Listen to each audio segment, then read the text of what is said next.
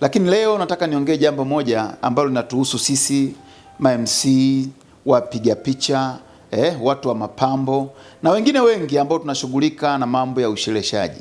Kamati inapokuwa imekuita, imekupa kazi, ni vizuri wakati mwingine kuwauliza wanakupa idadi ya watu wangapi, au wewe waambie idadi ya watu ambao unaenda nao, ili kamati jiandae kuwabeba, inaiangalie kwenye bajeti, ina uwezo wa kuwabeba hao watu. Wakati mwingine tumekuwa tunafanya vitu vya ajabu sana, sio tenda kazi.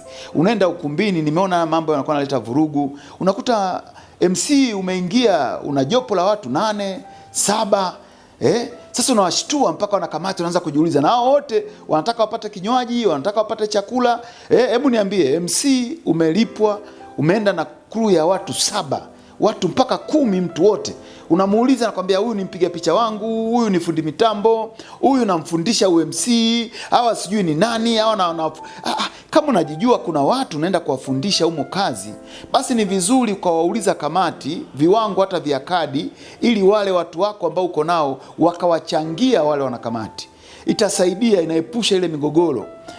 Na wakati mwingine basi waambie mapema, ili kama wako tayari kuibeba hiyo idadi ya watu, basi inakuwa angalau inaleta amani, haina vurugu. Na ili hasa wakati mwingine unakuta hata wapiga picha nao, shangaa unaangalia mtu ameingia mpiga picha wako 12, 13, unamuuliza, nakwambia huyu sijui wa nini, huyu wa nini, huyu wa nini, na wengine wapo kwenye field na wafundisha.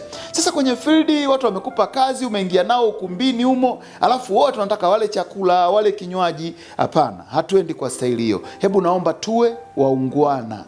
Sisi washereheshaji ni watu ambao tunajielewa, ni watu ambao tuna hekima, na tutambue kile ambacho wateja wanakileta kwetu. Kwa hiyo ni vizuri waambie idadi ya watu, na kama unaona kuna ulazima wa kwenda nao watu, basi weka gharama kidogo na we pale kwa ajili ya chakula pamoja na kinywaji, ili silete usumbufu. Mungu awabariki sana.